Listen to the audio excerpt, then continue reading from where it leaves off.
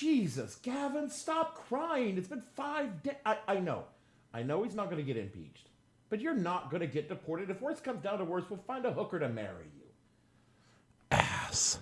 The following podcast contains like FU and S and stuff like that, and then MF and stuff like that. Those are they're not words. Those are names of spirits. explicit language.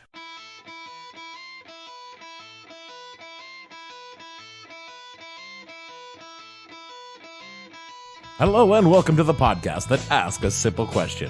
When you got all disappointed when the thing that was never going to happen didn't happen, what the hell were you thinking? I'm your host, Dave Bledsoe, and this is a Friday, March 29, 2019, Who Will Save Our Souls edition of the show, where we talk about the Mueller Report, because fuck me, I got to. Stay tuned. The What the Hell Were You Thinking broadcast is brought to you by Deal With It, the services that help to cope with disappointment. Do you find yourself perplexed when long-laid plans go awry, lost at sea when your hopes are dashed, disappointed by those you depended on? Try Deal With It. Our professional copers are here to guide you through the pain and frustration of discovering shit rarely goes the way you hope it will. We will help you stand up, wipe off the tears, dust yourself off, and get the fuck back at it, because life sucks and no one gets any rest until they're fucking dead. So when life comes at you with an unhappy dose of reality, don't lie there and cry. Try Deal With It, because the only other option is just to fucking take it. I'm having doubts about being a cop. You know, it's not like how it is on TV. I mean, all I do all day is I fill out forms and paperwork. I mean, this is what I do. It's a point well taken, Tony, but you must understand, although it's not exciting, it's a very important part of our work. Yeah, but in all my times as a cop, I've never like chased a guy across a crowded city square. I've never hung on to that part of the helicopter. You know that part underneath the thing where it lands? Do you know the part? Yes, I know that part. I've never hung on to that. I've never even commandeered a vehicle. Now that sounds like a lot of fun. And that's the other thing. You're too nice. I'm too nice? Yes, you're too nice. Why can't you be like the captain on Starsky and Hutch? You know, where you come in and you haul me into your office and you bawl me out because you're sick and tired of defending my screwball antics to the commissioner? Why can't you do that?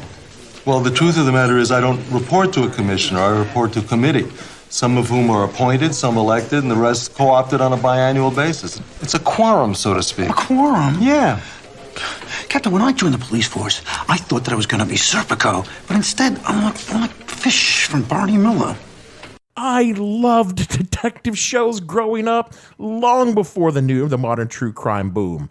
Hawaii Five-0, Beretta, Starsky and Hutch, even Ironsides were required childhood viewing.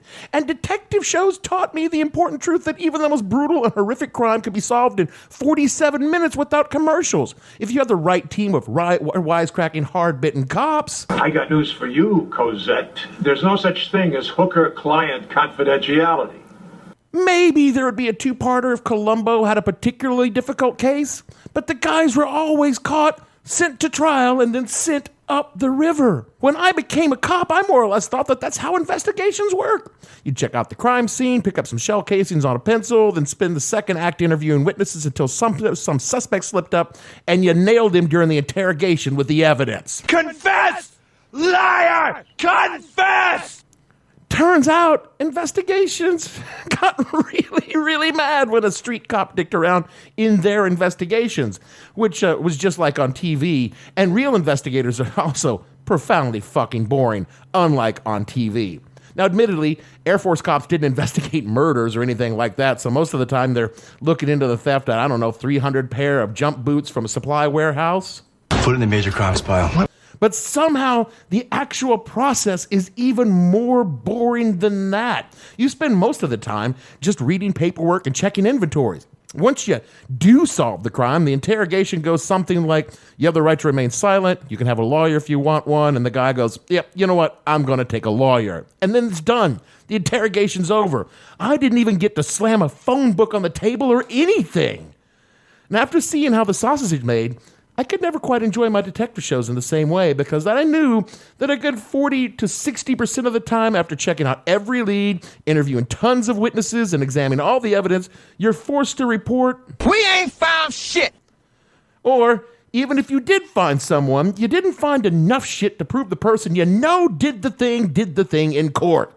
It's frustrating as fuck just to know that someone is guilty and not be able to make a case on them. You don't see much of that on the TV shows because people hate it when things are unresolved, which I guess is why a lot of people are so pissed at Bob Mueller right now. Special Counsel Robert Mueller submitted his findings on the investigation into Russian interference in the 2016 presidential elections and possible coordination and conspiracy between the president's campaign and the Russians, and into potential obstruction of justice by the same people. For 2 years, people on both sides of the political aisle watched and speculated on what the report might find. And then Sunday, we found out when the Attorney General published a summary of the report's findings that what the special counsel had found... We ain't found shit. Yeah. I could spend a lot of time recapping the results of the investigation, which actually did find a lot of things, but put people in actual prison and exposed how deeply the Russians were fucking with the elections. By all standards, Mueller did a fantastic job and exactly what he was hired to do, and yet the universal reaction by a certain set of people in America was, Where's the kaboom? There was supposed to be an earth-shattering kaboom. because the report did not expose the Orange hate as a pawn of Putin, a hand puppet for the Russians, and possibly a kidnapper of the Lindbergh baby. On the right, the crowing about vindication exoneration started nanoseconds after the findings were announced. And to be sure, we still don't know exactly what was found, as the letter from the Attorney General contained exactly 2 sentence fragments from the actual report in a full 4 pages of bluster and blather designed to minimize even the fairly damning does not exonerate the president from obstruction of justice charges that did make it into the summary. So what have we learned? Nothing whatsoever. We are just as in the dark as we were a week ago. What happens now? Nothing. Nothing whatsoever. We can all just keep going and see what happens now. Yeah, it's not a very satisfying feeling. Yeah, I could see how some of you are not really happy with that result. I've said from the beginning, wait and see what Mueller says. And I've said a lot of things about the Mueller investigation, some of which has not been borne out because it was pure speculation. Other things turned out to be remarkably prescient. Let me quote to you from episode 156. I don't know what Mueller has found. I have no idea if Trump was all in on the Russian thing. It's possible. It's equally possible Mueller has found that Trump, over a long career of grifting, stealing, lying, intimidating, money laundering, conspiracy, fraud, and sexual assault, has, stole, lied, intimidated, laundered money, and committed sexual assaults, but not actually done anything with the Russians. Actually, that's entirely what he found, because that's not even a secret. We just sort of let it slide, and he made it so obvious that, now we got to do something about it when he started doing it on a national scale right there in the White House in front of everybody, unquote. You see, we've all seen Trump is corrupt and criminal. The evidence has been laid out in public for 3 years now. So what the fuck? Right? I mean, how is it possible that Trump and Russia did not conspire to influence the election? Again, I'm speculating because we haven't seen the report, but my guess is Hanlon's razor has saved the Trump presidency from the Russia investigation. You guys know what Hanlon's razor is, right? It's a pretty simple axiom that says, never attribute to malice what can be adequately explained by stupidity. And that sums it up. And look, if I never was fully on board the Mueller train, I certainly spent a lot of time in the station watching it pull in. Even without the ironclad conclusion on collusion, there were plenty of reasons to wonder what the fuck was going on. So many people lying to the FBI, recusal of top officials, and the open fucking admissions that you took meetings with the Russians promising to provide information. I always more or less assumed that Mueller had the dirt on Trump because Trump is just so fucking dirty. There was so much horseshit spewing out of the campaign in the White House, I thought there had to be a pony in there somewhere. Now I, and a lot of people on the left, are discovering that sometimes... You mean no pony rides? And all we are left with a big pile of horseshit. Now, a lot of people, not all of whom are Trumpsters, are crowing about how stupid we all were for falling for the Russian hoax.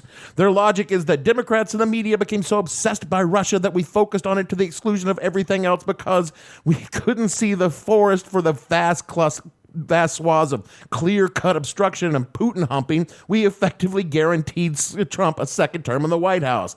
Critics on the left are particularly shitty because, I don't know, while we were talking about things like the rule of law and norms in government, we were not throwing ourselves against the barricades of capitalism and seizing the means of the production for the proletariat. And cable news, my God, they have lost their goddamn mind. Rachel Maddow has gone full Glenn Beck. She's a storage unit and a ball of red twine away from having the full story. And MSNBC's ratings shot through the roof because they decided early on to ride the Russia Trump train until it derailed. And they'll spend this next few months covering the derailment in breathy, quasi-conspiratorial tones because angry, scared liberals around the country will happily spend 3 hours a night hoovering up more and more Mueller. The fight for the full report, the political machinations of the Trump machine to spin the material, and long theories about what Mueller really meant when he scratched his nose during the inevitable testimony in front of Congress that's going to come up. And you know what? Good for them. Let them make their goddamn money. Because a shitload of people will be right there with them. The more enthusiastic Muellerites are already spinning the narrative to fit their worldview. McKay Coppins wrote in The Atlantic on Thursday, quote, "For now, at least, there remains a strong contingent of Trump-Russia truthers who are determined to squeeze every last the ounce of click juice they can from the Mueller story before it turns rancid. In this crowd, the most popular theory of the moment is that Barr's summary of the Mueller report, which has not been released to the public, is part of a sinister cover-up to protect the president. Some of this skepticism is understandable, of course. It's entirely possible, even likely, that the full Mueller report contains damning, previously unknown details about President Donald Trump that are not reflected in Barr's relatively brief summary. We'll know for sure if and when the report is made public, but if the Attorney General was dramatically mischaracterizing its contents in the meantime, it seems unlikely he'd go unchallenged by those in the know, which is why the savviest resistance content producers are experimenting with creative messaging pivots. Occupy Democrats, for example, served its 7 million Facebook followers an old photo with a Monday of Donald Trump and O.J. Simpson, accompanied by the sarcastic message, because we all know if you're not convicted, you're not really guilty. But that's only the wild-eyed quasi-conspiracy take on what happened. A more balanced and reasoned take on the Mueller report came from Pod Save America when they said, quote, "How many times have you yelled into the microphone, 'Bob Mueller's not going to save us'?" The former Obama White House speechwriter John Favreau said to his co-host John Levin on Sunday's episode. "We've said it for like 2 fucking years, and we did it because we wanted to be able to say this right now," Levitt cracked. "We were ready," unquote. There are endless supplies of takes and opinions on what we missed, what went wrong, and how the media got it all wrong. Trumpers are taking a victory lap on this and saying, "See, we told you, no collusion," as if they were free and clear of any wrongdoing in the past and protected from accusations in the future. That's not how it works. That's not how any of this works. If Mueller is done with his investigation, that doesn't mean the Southern District of New York is done with their investigations on the myriad non-Russia related crimes individual number one has committed, like campaign finance felonies and subornation of perjury, things that are on the record in court already and are, by the way, highly impeachable offenses. If that is the magic bullet you were looking for, Trump has committed so many crimes that he can't even keep straight all the crimes he's crimed. So he just didn't do this one crime personally of collaborating with the Russians. He was just lucky enough to have sufficient distance between Manafort and Stone to keep his nuts out of the fire. And frankly, we were all kind of stupid to think this would just make the slightest bit of fucking difference in the first place. Mueller was never going to get rid of Trump. He was never going to get him out of office. It was all a fucking pipe dream from the word go. It is and was an unhealthy obsession and a diversion from the real work that needs to be done of getting Trump out of the office the way that it's always been done. Voting the motherfucker out. We keep looking for shortcuts, expecting TV endings, and we keep being disappointed by the results because life is not television and politics is not Twitter. And I'm not saying we stop investigating. We've got clear evidence of crimes already committed. A crime alert. There are big ones all over the place. So let's focus on the crimes we know about and use them as a talking point to drive home to anyone who can be convinced that the man in the White House is criminally corrupt and criminally incompetent. It turns out this whole investigation was kind of like when your mom would come up to you and say, "I know what you did." And you start lying about a whole bunch of shit that eventually leads to her finding the weed in your sock drawer when all she was saying is like, look, I know you got a D on your math test. There are millions of Americans who don't read lawfare and can give a fuck about Preet Bharara. They tune out the constant drone of opinion and political punditry because they've got lives to live. They don't watch Maddow or All In with Chris Hayes. They catch the nightly news at best, and a lot of them don't even do that. And a lot of them don't want Trump impeached, not because they think Trump is a good president, because they are tired of all the bullshit, but think that fucking impeachment is just a bridge too far for them. They just want it all to stop. And these are voters, not people who just don't give a fuck. And our job is to give them a reason to vote for someone besides Trump in 2020. And here is the hard fucking truth for a lot of fever dream liberals who believe the Great Awakening is at hand. That if people in middle America just knew what is in it for them, they would flock in droves to the kindly outstretched hand of democratic socialism. Have you met any Americans? I mean, besides the young, educated coffee clatch gathered to record your weekly recap podcast of Chapo Trap House? Because I have. And they are a bunch of ill-informed, uneducated provincial motherfuckers who fear two things in life more than anything else. Anything that disturbs their carefully cultivated little vision of security in their neighborhoods, and anything that smacks of change. Even amongst the best of them, the ones who are not out loud or even quiet racist still have a twinge of that good old-fashioned white pride when it comes time to start doling out well-deserved recompense for social ills. They hear the word socialist and they go back right to Cold War thinking. You cannot erase 3 generations of capitalist indoctrination and American jingoism with a grumpy octogenarian and a young woman with big ideas and a really sharp Twitter feed. They will accept only as much change as the most timid among them will allow. It will take a generation of slow, careful, methodical deconstruction of the old way of doing things, and by the time the millennials are reaching their peak political, social, and economic power, you'll still have a long way to go. All you can do in the meantime is elect politicians that gradually implement progressive policies and hope the threads holding this fading republic together hold together long enough for the aging right-wing shithead base to die off, and hope enough of the younger generation of right-wing shitheads don't succumb to the opioids and fascism, and you can keep the country together. Personally, I'm not real thrilled at your chances. I figure 30 years from now, the whole fucking planet is going to be a global shit tsunami that will kill off most of us, and it'll be a goddamn good thing, too. Because I will be dead, and right now, I'm tired of talking about this shit. That is it for our show this week. It was a short show on a big and complicated topic, and I could have padded out 45 minutes of long clips of Trump shit talking or the cable pundits shitting all over themselves over just everything, but no one wants to hear that, and I don't want to do it. I thought about not even discussing this shit at all because I'm fucking just done. Spring's coming and I'm ready to leave the house for a while and not spend my days with my nose buried in Twitter. If the world is going to burn, it can probably burn without me watching the flames for a few days, you know? There'll be plenty of climate change, blister hot summer days ahead when I can stay inside and think about how badly the world is on fire. And honestly, I don't think it's just going to matter in a week or so because, you know, Trump is going to take something that is actually good for him and turn it into a 6-ring monkey fuck circus in just a couple of days. Shit, they're already taking on Obamacare again. I mean, it's like he doesn't even want to win in 2020. And if you're feeling a little down about the Mueller report, I understand. And here's something that should at least make you feel a little better. Because no matter how badly we are fucked up right now, at least we are not the United Kingdom and fucking dealing with Brexit. Those fucking poor bastards. Speaking of poor bastards, rate this poor bastard of the show where you get your pods. Follow the show on Twitter at @thehell_podcast and find all the shows at whatthehellpodcast.com and the show name on SoundCloud. For me, Dave Serpico Bledsoe, producer, Detective Fish Gavin, and all the fictional homicide squad on the show, we want to say, people living your lives like they are on TV, say they're better than you, and you agree, which, unless they are actually the cast of Barney Miller, is just wrong. We'll see you all next week.